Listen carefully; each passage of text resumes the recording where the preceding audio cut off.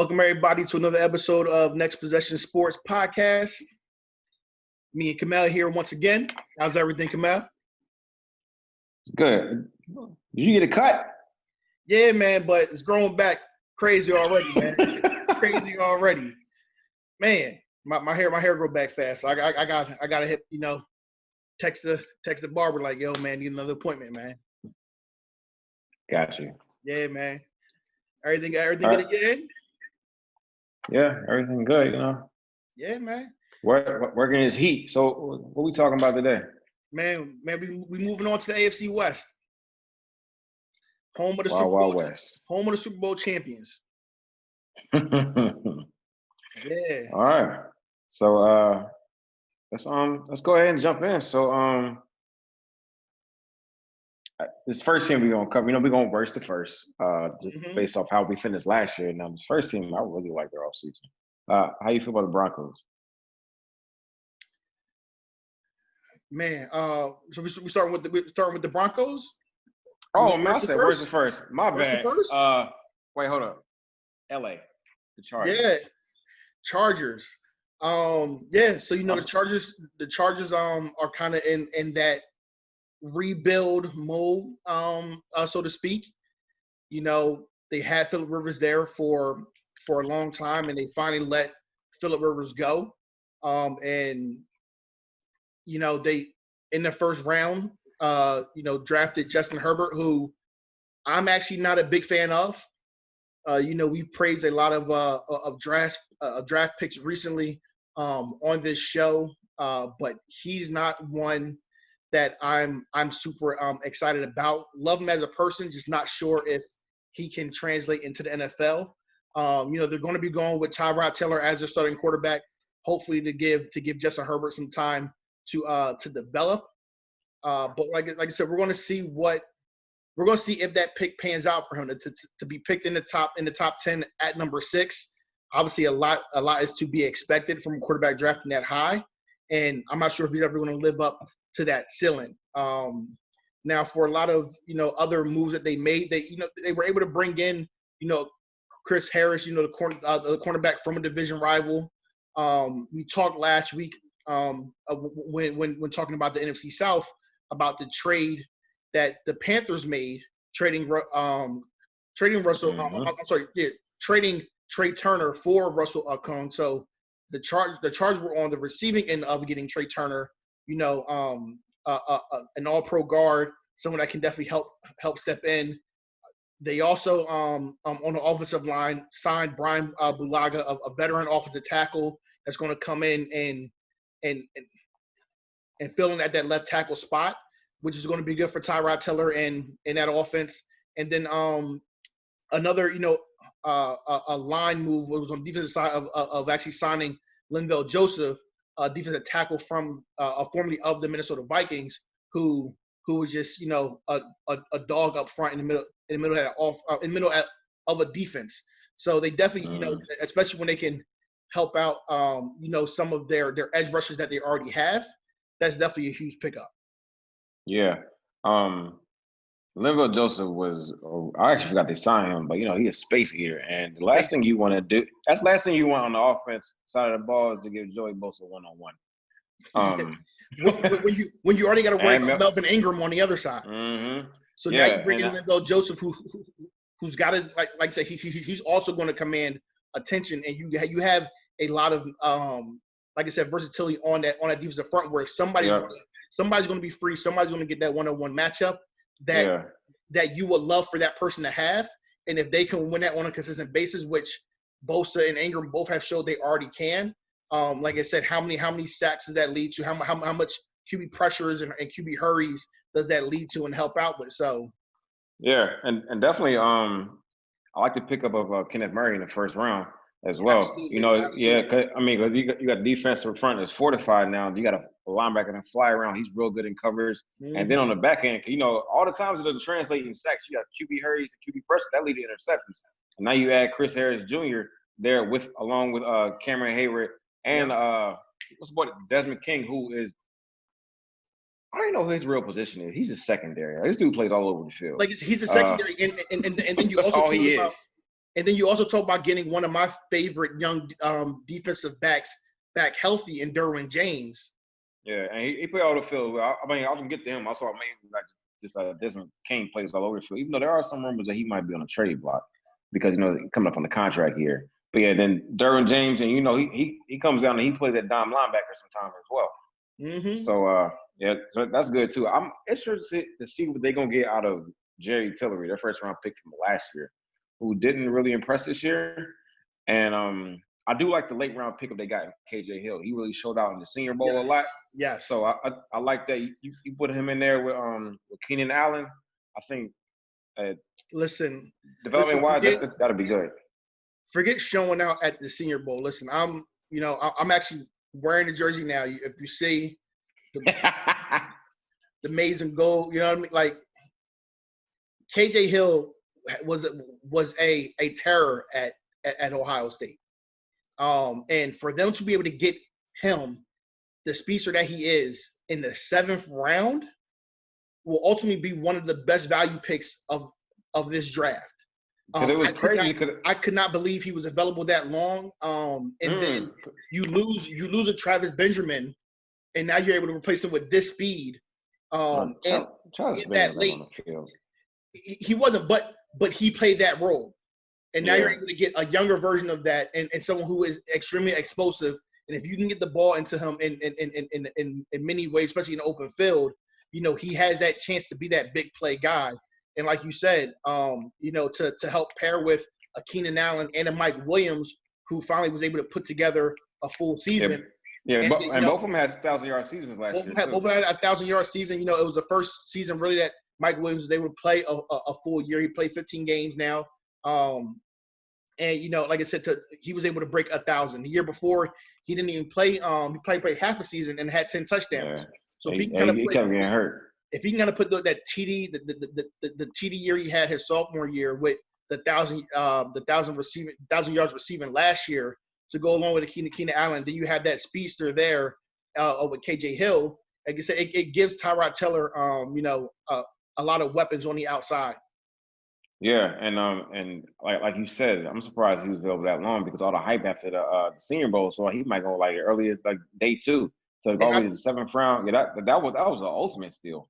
Yeah, and then not to mention now you also have Hunter Henry at tight end, who is the highest paid tight end in the league right now. So if he can ever finish a full season. Right. If he can finish that full season, you add in, obviously they lost Melvin Gordon, the running back, but they have an Austin Eckler.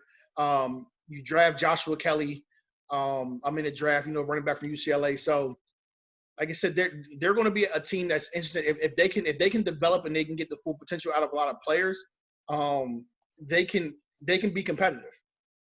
Yeah, it's like, and you see that a lot, like on their team, like all their players have, like the ones who don't show up, they have like all this potential. Even like I was looking when they traded for Trey Turner, they put Forrest Lamp on the bench, who was a high pick coming out, and he had a lot of hype, and like, he played really well in the Senior Bowl. Shoot, I think the time Eagles looking for a guard, I'm like, man, can we get him? So I mean, and so it's gonna be very interesting. Like that line, there are some questions, but like there's talent, of course. If Mike Williams can continue to play an entire season, if Keenan Allen continue to play an entire season, if Hunter Henry continue to play an entire season, Justin Herbert, he had a better junior year than he had senior year. Junior year, it's by him coming out. He might be the first quarterback off the board. This year, he lost some consistency and some weapons in Oregon, but I don't know. It might be sometimes that happens. Go back and try to make too much happen, and then like not doing enough. But it all depends on what Anthony Lynn got for him.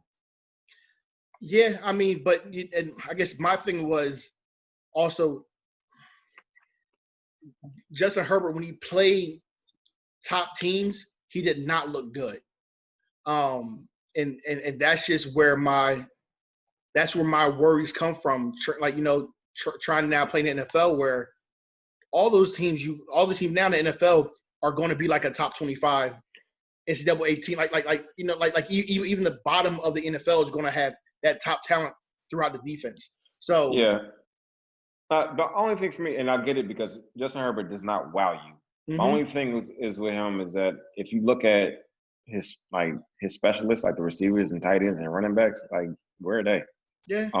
You had one. I don't know if he got drafted. Was it Juwan Johnson? He started at Penn State and transferring to Oregon, and he maybe like went like 7th round or undrafted. Other than that, they ain't really had nobody. So right. So we'll see. Like I said, but draft number 6. That's a spot there where you're looking for a franchise guy, and my only thing with them, it was kind of confusing that they did what they did, moving it into a new stadium, and that you're gonna have a player playing on the bench for a year. You know, as soon as Tyrod messed up, the crowd can be one just hurt. I don't know, because them Charger fans, they don't seem too heavy out there. Yeah.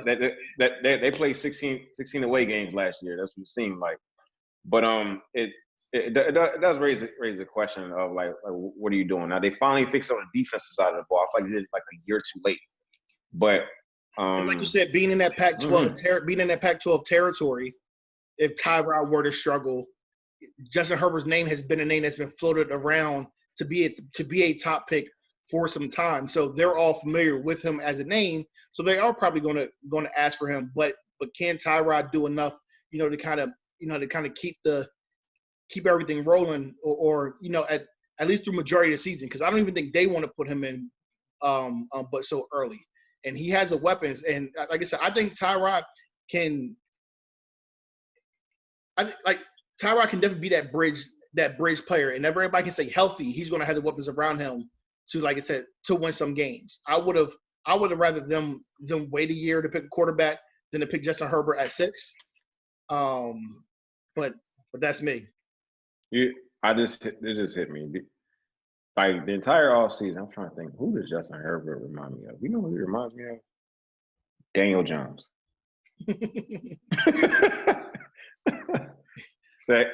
Same thing. Now Oregon is much a better powerhouse than Duke is as a college football team, but a lot of the same traits. He just didn't have the same height training with Peyton Manning's coach. But yeah, so moving on. As I said the first time, Denver, I skipped over the Chargers because it was easy to forget about their season last year. But yeah, so the Broncos, man, how you feeling? Man, listen, the Broncos, I really, really like what they did in the draft. They had, to me, one of the top drafts in the league this year.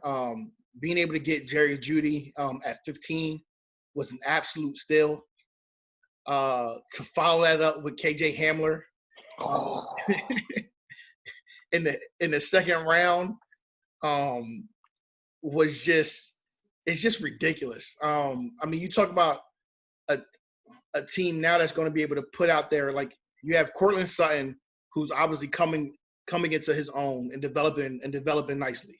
Then you add Jerry Jeudy, arguably the best route runner in this draft class, and a wide receiver that's going to be able to do a lot of things at the next level. And then you bring that speed guy in the slot, and KJ Hamler. That boy can fly. He can fly. We just talked about KJ Hill, and he's KJ Hill plus. Like, he's crazy. Like I said, being a fan of a Big Ten team, I saw a lot of KJ Hamler. I know what he can do. And like I said, he can fly. And then on top of that, you already drafted Noah Fant last year, who's a very athletic tight end. You then pair him up with Albert O, tight end out of Missouri, who ran the fastest 40 time for a tight end this year, to go along with that. So they have speed all over the field. We just talked about the Chargers losing Melvin Gordon in free agency. Melvin Gordon lands here with the Denver Broncos to be that 1-2 punch with Phillip Lindsay, who Phillip Lindsay obviously is also somebody who has a tremendous amount of speed. And you can just see how they're building this team, especially from the wide receiver position, to be able to compete and try to put up points with Kansas City. If you have to play the Chiefs twice a year and get into the playoffs, obviously your first goal is to get through your division first. You got to face that team. You got to face a team that has obviously the best quarterback in the league right now. Offense that's dynamic, want to put up a lot of points. You have to be able to go blow for blow with them. So for them to be able to get those receivers, to get Melvin Gordon, to get Albert O, and Drew Lock to really have a good end of last year is going to be interesting to see how Drew Lock continues to develop and what he can do with those weapons and what the Broncos can do. Yeah, what's that car commercial when they go so? That's what I was saying. Like every time they draft, I know Drew Lock, boy, he probably had a nice little drink that night. Man, he was rapping all the Jeezy lyrics. Yeah, yeah. So my question is not question, but I'm wondering if Drew Lock can do this for 16 games, and not only that, what Pat Shermer brings to the offense as a new offensive coordinator. And Pat Shermer's offense isn't overly complicated. It's pretty much run the ball, play action. He throws some motion in there. But, I mean, even though it's a passing league, you can definitely run the ball. But when you come off the play action, when you got Melvin Gordon and Phillip Lindsay, and I don't know if they do it with Royce Freeman, if they throw him in there sometimes. But coming off that, and literally the only receiver or tight end that isn't really a mismatch speed wise is Cortland Sutton, but until he can go, he's still down the field threat. Yeah, and so you got the best route runner in Jerry Jeudy, who runs the most ridiculous routes, and then KJ Hammer is a very underrated route runner as well. And then Noah Fant, we saw what he can do. So that, and then on the defensive side of the ball, I like the trade for Jarrell Casey. They got. Absolutely. I mean, they lost Chris Harris and they got AJ Boyd, so that's not an upgrade, but he's still serviceable. They held on to Justin Simmons and they actually get Bradley Chubb back, so that's another addition. So pair that and then the middle linebacker Alexander Johnson, he started coming to his own last year as well. It came out of nowhere. So I like what they did on the defensive side of the ball. It's just. My only thing is and they've helped out because that third round pick Lloyd Christianberry, I really like that one because that offensive line really needed help. Yes, and so he would definitely secure the center of that line, and I mean that's obviously the center for LSU. So that it's all gonna be on Drew Lock. Coming in second year, and you see that dramatic jump from the first year to the second year, but with COVID-19 and everything. Depending on when they go back to camp, Roger Goodell recently said that he expects camp to start on time, but we really don't know. And so, with that and having a new coach because they switch offensive coordinators, and we don't know. But, I'm expecting this offense to look kind of like the Vikings did when Pat Shermer was offensive coordinator there. Yeah, and like we just mentioned for the Chargers, we're getting Linval Joseph. That's exactly what this addition to the defensive line does by bringing in Jarrell Casey. To be able to be that space eater in the middle, and you have a Bradley Chubb and Von Miller on the outside. And when you have a Pat Mahomes, you need to be able to a quarterback who obviously can beat you from the pocket, but also on the run, you need somebody to be able to kind of push that center, but also be able to kind of collapse the pocket outside. So they're doing what they can to kind of, like I said, try to compete as best as possible with the Kansas City Chiefs. Mm-hmm. So and then I don't want to just breeze by it because it came out of nowhere when it happened, but the Melvin Gordon signing, it was. It's kind of a head scratcher, but it wasn't it wasn't too crazy because it's kind of all right, well, y'all definitely about to run the ball this season. Yeah, I mean, you have a team, and I can't say they're definitely going to run the ball this season. When you drafted in the first and second round, and you already have a Cortland Sutton, and then you follow up with a pass catching tight end, you can see what they're possibly trying to do, but they have to be able to score points fast, not to go back to the whole Kansas City thing, but if you're playing the Chiefs, you have to be able to score points fast or trade points with them. But if you get a lead, can you close it out at the end? Can you have a sustainable drive? So now you bring in a Melvin Gordon, that's a team that already kind of used the multiple running back situation, as you pointed to with Royce Freeman and Phil Lindsay last year. So you kind of upgrade the Royce Freeman part with Melvin Gordon, but you still maintain Royce Freeman. And like I said, you're going to be able to be kind of a balanced offense and maybe throw a lot at defenses where they don't know what they're going to get. So it's going to be interesting to watch. Melvin Gordon is a player who misread the room. You know, he tried to sit out. He tried to pull Ezekiel Elliott. You know, he tried to demand big running back contract, and the Chargers weren't having it. And I don't blame the Chargers. You can get running backs, especially as you see sometimes in the third, fourth round. You don't need to pay them that. And also Melvin Gordon is not Ezekiel Elliott. He's not Christian McCaffrey, and he wanted those kind of contracts and wasn't that player. And the Chargers called his bluff, and now he actually signed a deal with the Broncos that was less than the initial contract the Chargers offered him last year. Mm-hmm. Yeah, so he definitely misread the room. He can still also he can still be in LA making more than he's making right now. But you know, he got some bad advice from either a free agent or from his ego, and he's paying for it. They're not losing sleep. But as you mentioned, the Kansas City Chiefs, one, you score for score or score quickly. But, you know, another thing to do is they might just run the ball against Kansas City because the best way to beat the Chiefs is keep having on the sideline. Yeah. So there might be a way that they just keep the clock running and keep them off the sideline. So because, you know, the Ravens can go score for score with them. I mean, granted, they can score faster on the ground, but they made them stay on the ground. They kept Patrick Mahomes on the sideline. So it might be another strategy. Yeah, definitely. All right, the Las Vegas Raiders. I'm glad you said still Vegas. Odd. I was ready to call them Oakland again. Well, who knows? They may end up moving back to Oakland. That's their pattern throughout history. But yes, yeah. Vegas Raider and that brand new Death Star Stadium.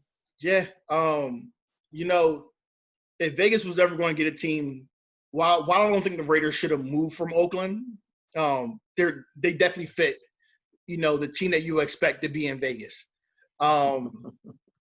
So, you know, very excited. You know, I'm excited to see all the new stadiums. Honestly, you know, the Chargers new stadium, the Raiders new stadium.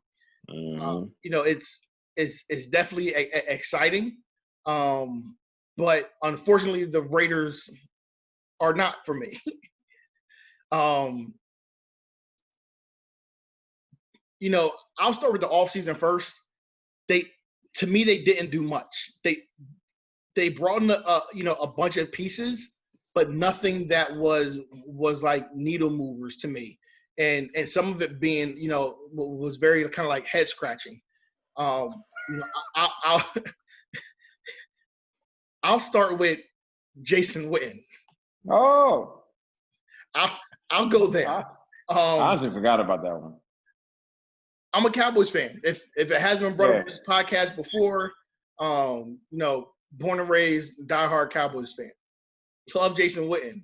I have no idea why the Raiders went and signed him so fast. Darren Waller had a great year.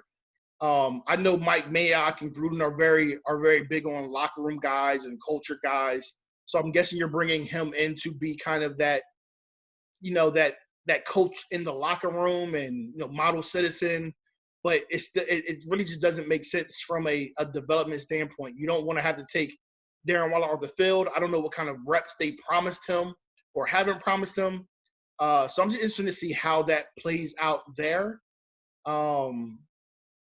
They also bring in Rod Marinelli to be their defensive line coach, who was the former co-defensive coordinator for the Dallas Cowboys. And with that move, they brought in a lot of ex-Cowboys from last year. They bring in Daniel Ross and Malik Collins, two defensive tackles, as well as Jeff Heath, who was a safety in Dallas. So obviously you see that connection there with the former defensive coordinator going to Vegas to be with the Raiders, kind of bringing those players with him. They bring in a Nelson Aguilar to join their receiver room, which I'll let you talk about him and how you feel about Aguilar if you want to. But all these were and then the other big one was whether or not they were going to keep Carr or not at quarterback. They had an out to kind of get out of his contract. There's a lot of rumors, where they're going to draft a quarterback, if Tua was there or Justin Herbert. There was a lot of rumors about, what were they going to do at the quarterback position. And they keep Carr and they bring in Marcus Mariota. I mean, I like none of these moves just make me feel like this is a team that's taking a step forward. Hey man, since John Gruden took over, we can't make sense of any of these things. So apparently they know something the rest of the NFL doesn't. So I don't know. Right? It was a lot of like a 1-year deals. It could be locker room guys. It could be people who have experience because like some have playoff experience, like Corey Littleton. God, I don't know how to say his name, but Nick Kawasaki, the guy from the Bears, and somebody else with playoff experience. You got Jason Williams who has a lot of experience. So honestly, it might be like, hey, look, it was our first year in Vegas. Don't be stupid. Spend a whole lot of money. So we brought these guys in here to kind of shape it. But it's kind of weird. Like they really have a lot of depth in their receiving core because got Henry Ruggs in the first round, which who a lot of people like. And then they brought back Hunter Renfrow, which was a good one. Then they got Aguilar and they got Zay Jones. They still got Tyrell Williams. They signed like 1-2 years ago. Can we talk about Henry Ruggs? Can we talk about Henry Ruggs real quick? What I'm talking about. You spoke about how Gruden doesn't, since he's got there, we haven't been able to really make sense of kind of all of his moves, and maybe they know more than the rest of us. I like Henry Ruggs. I love him as a player. I think he's going to be a good receiver in this league. First receiver taken in the draft. That was he that good in a possibly historically deep wide receiver class?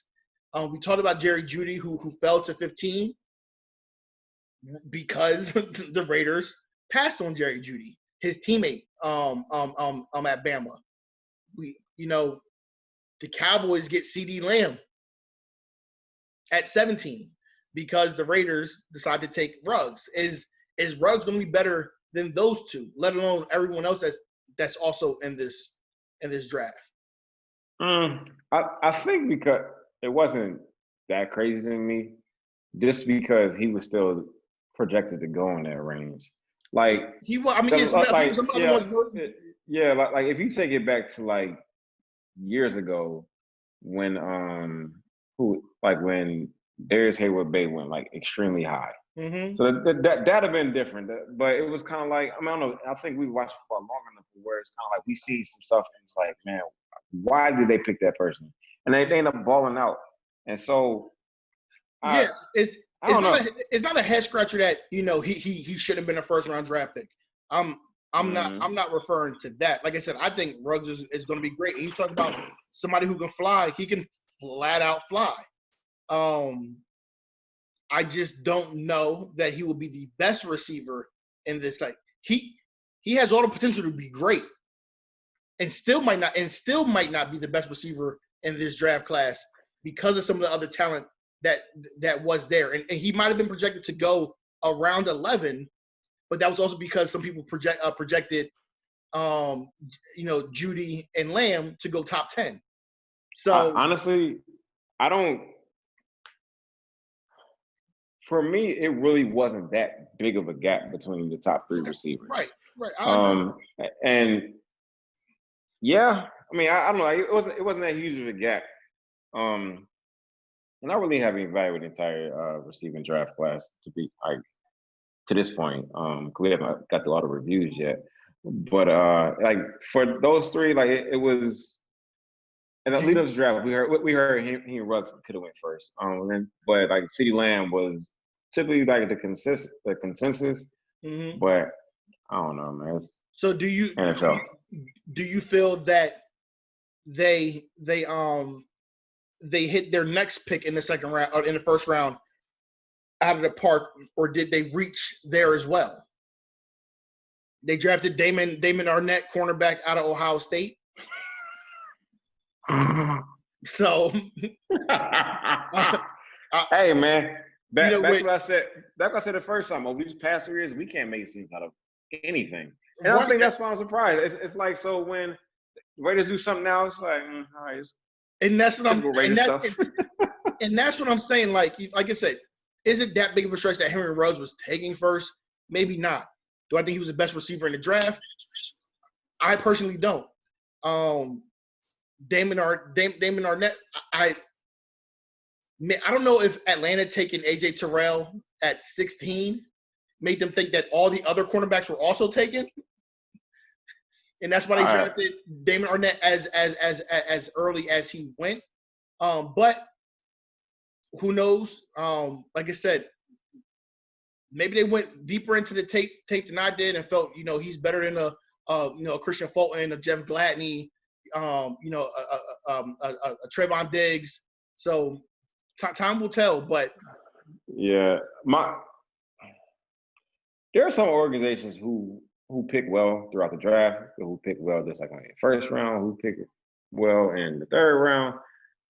To me, the Raiders pick well in every round but the first round. Like honestly, it is. I mean, even go back to last year, they got Clelin Ferrell really high. Clelin Ferrell was really good, but they could have traded down and still got him. So I mean, they struggle in the first round since Gruden has taken over. But to these other pieces, they brought in Demarius Randall, who I've always liked. Now he can't always play 16 games.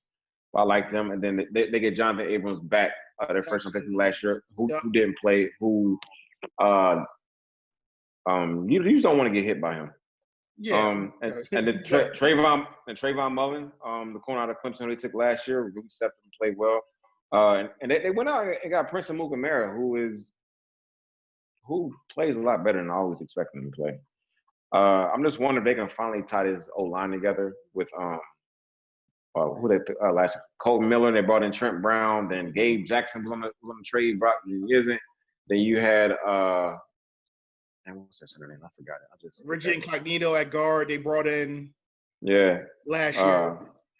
Yeah, but it's like they got potential in that O-line. I mean, it could be really good. It's just and they ran the ball last year with Josh Jacobs a lot. And that's what I was going to say. We talked about them. You talked about them not picking well in the first round. I do want to give them credit for the Josh Jacobs pick because I think a lot of people wasn't really sure about him coming into the NFL, especially being the first round draft pick. But I mean, he had a very, very good rookie season. And maybe Henry Ruggs did the same thing. I mean, kind of comparable. Josh Jacobs didn't have a lot of work in college. Like he didn't have a lot of tread on his tires. Henry Ruggs didn't have a lot. So it could be like Darius Slayton. Like there was not a lot of tape on Darius Slayton, and because they didn't throw the ball a lot to him, because he had a quarterback who couldn't give him the ball, and they ran the ball a lot. And then he came in the league and he started playing really well because he was always good. It's just they didn't throw him the ball. So it could be something like that. So they in a third round, they take two more guys who are kind of receivers. One's kind of a running back / receiver, and Lynn Bowden out of Kentucky. Mm-hmm. What kind of role do you think he plays? And then they also take Brian Edwards, receiver out of South Carolina, as well. So it was interesting, for them to grab both of those two receivers when you already signed Nelson Aguilar. And I'm not sure what position Lynn Bowden plays for them coming up. So that's just what I'm interested in. Yeah, he's listed at the depth chart as a running back, And you know, Josh Jacobs can catch the ball at the backfield, but he might be like a spell back, someone who else can catch the ball or like split out wide. They may go like more 5 wide sets and put a running back out there, or like sometimes they'll start like you might start with a running back out wide and then most of them into the backfield. So maybe some things like that. Brian Edwards, that dude a baller, man. I like him. Yeah, like definitely he good pick in third. he didn't have much help down there at South Carolina, but I like that one. And you know, you highlight Rob Marinelli. I think he could probably get the most out of that D line. You know, Mason Crosby played well last year. Cleveland Farrell didn't step up like people thought he would, but I think he probably can get more out of him this year. Yeah, Rob Marinelli is a very good defensive line coach. I mean, he's, you know, one of the best in the biz. He's been around forever. I didn't care for him as a coordinator, but you know, sometimes people are better at different roles. Sometimes their true calling is to be just a position guy or a coordinator, not a head coach. And I really feel like you get the most out of Marinelli when he's focusing strictly on the defensive line. Oh yeah, and let's not forget about Maurice Hurst on that D line too. Do not forget about Maurice Hurst. Yeah, I really like him coming out. Of course, I know you did. But yeah, I would like to see more out of him. Yeah, no doubt. All right, Super Bowl champs. They were the Super Bowl champs. What did they need to do? Well, they do have a glaring weakness. They just have a really good handicap on the other side of the ball. so I mean, because you can run the ball on the Chiefs. We saw that every single game. I mean, their D-line is good. Their linebacking core is very suspect. They got Honey Badger in secondary, but everybody else is very, very suspect. But when you got a quarterback who can throw 100 yards in one throw, I mean, and receivers who could take it to the house any play. I mean, like I said, I mean, obviously they're still the team to beat in the NFL. You know, they came into this offseason with very little cap space, maybe negative cap space, coming into the offseason. And I think they had like $100. That's exactly. I knew it was something like that. I think myself and the Chiefs had, you know, something similar in the bank account. But if there's ever going to be an offseason where your team goes into it with, you know, barely enough money to get a value meal from McDonald's, at least it's the year where they win the Super Bowl. And you know, shout out to your guy, Andy Reid, on getting a Super Bowl under his belt. You know, I want to shout out, you know, Eric Bieniemy and Pat Mahomes. Eric Bieniemy obviously should be someone who should be a head coach right now. At least had that opportunity. But you know, his time will come, and hopefully sooner rather than later. But like I said, the Super Bowl team, they were able to, you know, to re-sign Sammy Watkins. You already have a Tyreek Hill. I mean, we don't have to really go through all of their talent on the outside, but one of their biggest weaknesses obviously was kind of a consistent run game and a running back that they can kind of always count on. And for them in the end of the first round to draft Clyde Edwards-Helaire was, like I said, I didn't know who they were going to draft at running back in this draft, but I figured if they got one of the top 4 guys, even if, you know, J.K. Dobbins, Jonathan Taylor, other names slips me right now, but you know, if they got any one of those top 4 guys, it was going to get scary. And Clyde Edwards-Helaire is someone who can catch out of the backfield and can also, like I said, run right up the middle. So he's going to bring a lot of versatility to that offense, and to now be able to maybe counter a run game off, you know, as well when you already have that passing attack that they have. Man. Yeah, I remember watching SEC championship, and I was texting my old roommate from college, and I said, "Yo, this dude reminds me of Maurice Jones-Drew." He was like, "Nah." I said, "Man, I'm telling you, I watched a lot of Maurice Jones-Drew in college because that's when I was really learning how to play running back in high school, and it was a lot of tape on Maurice Jones-Drew, him and Reggie Bush. But of course, I couldn't replicate Reggie Bush, so I'm more so focused with Maurice Jones-Drew. And I was like, yo, this is Maurice Jones-Drew. Mm-hmm. And then he was like, nah, man, maybe. And then Maurice Jones-Drew, and then they got to the draft and they started comparing. It was like, yeah, Maurice Jones-Drew. I'm like, that's exactly who he reminds me of. Mm-hmm. And I don't even know the other picks, to be honest with you. But this one was kind of like, it was knocked out of the park because they just won a Super Bowl. I was like, all right, what they going to pick? And then they make their offense more potent. I was surprised they didn't go like, with like a linebacker or like anybody on defense, honestly. I mean, they picked up somebody in the second round, like a linebacker. But Willie Gay out of Mississippi State. Like I said, yeah. which he was a solid linebacker. In the SEC. You said, and they have a couple other picks, but nothing that really kind of. There are players who are going to be able to take their time to develop. So like we'll see. They signed Lavert Hill, cornerback, undrafted free agent out of Michigan, and I hope he's I think that's a good spot for him because like you talked about, they really don't have much in their secondary, especially at cornerback. They have Tyrann Mathieu. I also like Juan Thorhill as well. Yeah. I think he had a good rookie campaign, but unfortunately he got hurt right before I think the end of the season. So they'll be able to get him back healthy. So like I said, it's going to be interesting. We know what they're capable of. So, but the other name that Clyde Edwards-Helaire reminds me of a little bit as well as Mark Ingram. I can see that, yeah. So, but yeah, I mean, they didn't need to do much.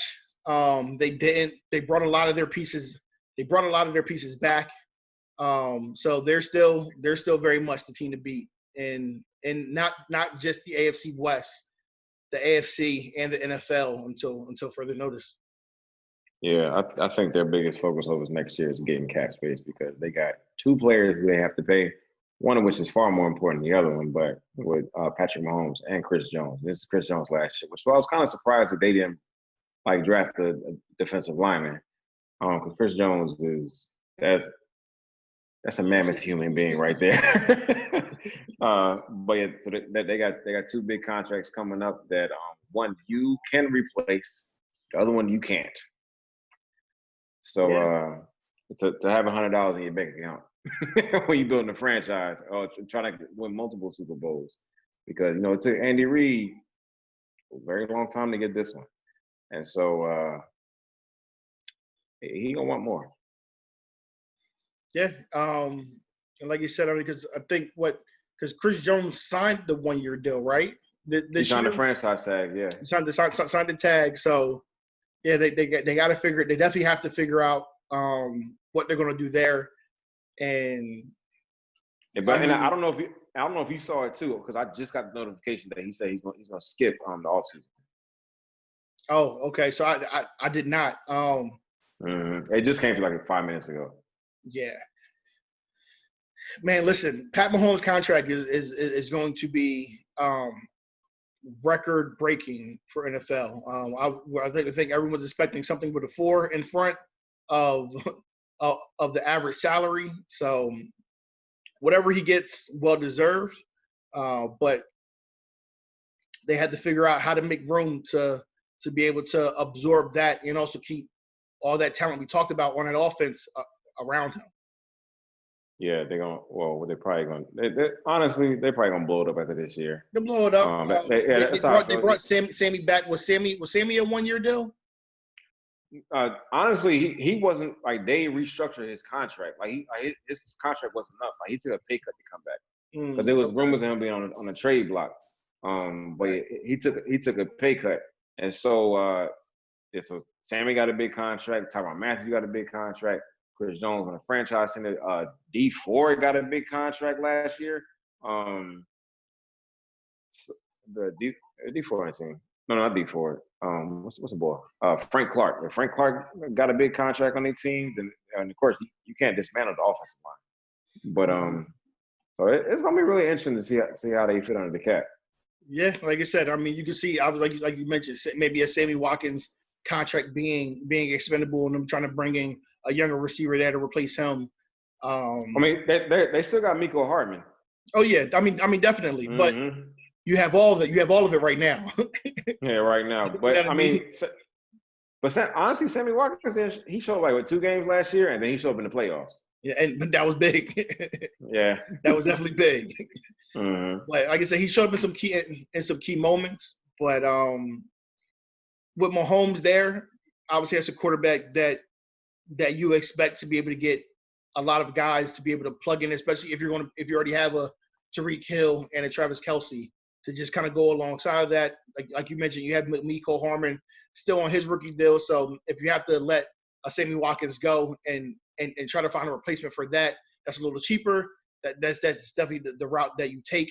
And on the defensive side, I mean, right now they're kind of playing, we're going to score points and we're going to outscore you. So, maybe that Chris Jones position becomes we'll spread that money out on our defense to try to upgrade a few spots, but not really replace Chris Jones. Yeah. And then wait to get that that comp pick for the following year to really see how they're going to do. But at least this year, maybe to try to go after it all while you still have Mahomes on his rookie deal, his last year. See if you can double up and then worry about the rest later. All right, man. Who won the offseason? Man, who won the offseason? Man, I think, I got to go Broncos. I got to go Broncos. I just really like their draft. I just like what they did to complement what they already have and to try to compete as best as possible within a division. So that's my winner. As bad as I want to agree with you, I'm going to have to say the Chiefs because they didn't lose anybody and they got better. You won a Super Bowl, you don't lose anybody, you get better. It's kind of hard to argue with that. Yeah. I can't argue. I don't. They improved, but did they improve the most? And that's just why I give my edge to. Gotcha. Yeah. It was a drastic improvement with yeah, I mean, they didn't really have much further up to go. They kind of stayed at their same position. They did still get better, as you mentioned. But the Broncos now are in a spot, like I said, if Drew Lock can continue to improve, that could potentially be a scary offense to watch. And I'm gonna make this last because I'm not even gonna ask you who you think wins the division. Yeah. There's no point in asking me that. One thing I do want to notice out of all these teams that no one went corner in the draft. Like trying to keep up with the Chiefs, no one went corner. We talked about. We talked about. I forgot how fast the Raiders did. Yeah, but that's not a team we expect to keep up with the Chiefs anyway. So nah. We talked, obviously the Chargers were able to bring in Charles Harris, or Chris Harris, to kind of bolster that, and you get a Derwin James back healthy. So I think that's where they are, and they're also kind of in that rebuild kind of phase. And then Denver, they lose Chris Harris. They replace him with AJ Boye. They don't add anything else. But wait, sorry, I'm laughing because I was watching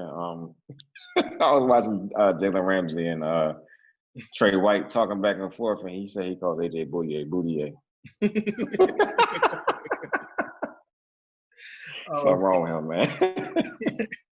But yeah, so they added him and they don't get the corners, but like I said, not to keep kind of mentioning it, I think a lot of teams feel if you're not going to beat the Chiefs by stopping the Chiefs, because you can't stop the Chiefs for 60 minutes. Like there's no, like, you're not going to be able to. You even see in the Super Bowl, they had a bad first half. Halfway into the third quarter, and then next thing you know, it's switch flipped and it's points after points after points, and just like that, they got the lead and now Super Bowl win. So you have to be able to score to battle them. So that's why I think the Broncos went heavy offensive weapons to be able to go score for score with the Chiefs. Yeah, I wonder how long it takes that receiving core to gel. That's a lot of new pieces over the past 2 years. So I'm with a new offensive coordinator. So I'm interested to see how long it takes them to gel. Because I mean, they definitely complement one another. But you know what? But I think that helps out Drew Lock a lot because oh yeah, a lot of times in your sophomore year, once teams now get tape on you and things like that, they can sit here and say, okay, I know your favorite routes to run or to throw to, and I know what you like to do and what receiver you like to count on. With them kind of revamping that whole offense, you might know a little bit about Drew Lock, but you really don't know much about what they're going to do with Judy or how they're going to use Hamler and how they're going to use Albert O. And you have a new offensive coordinator, so now it's a whole new offense anyway. So it kind of gives him if he can mesh with the offensive coordinator, which is tough. You don't always want to have to learn a new offense, but if him and the offensive coordinator can mesh and those pieces can come in and contribute right away, that can also help him in his development, not have that kind of sophomore slump or things of that nature. And it kind of keep teams, guessing a little bit for him. Hey, this is the last thing I'm gonna say, but as far as like watching highlights of Jerry Jeudy, my highlights is what he does before he gets the ball. I don't care what he does after he gets the ball. Before he gets the ball, those are the best highlights for me. This route running is nasty. Route running is crazy. The separation. I mean, you're gonna see a lot of Jerry Jeudy, route breakdown film, like you see now.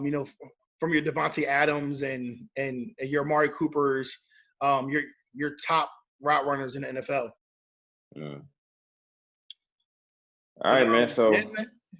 I guess who's gonna win the division? Who's gonna win the division? I'll say I think the Broncos can be serious playoff contenders this year. Absolutely. But the AFC West still goes through KC. And I mean that's really all I got on the AFC West. The next division we'll break down will be the NFC West. But interesting one. But yeah, it's been good. It's been good chopping it up with you, man. Always good, man. Catch y'all next time. Peace.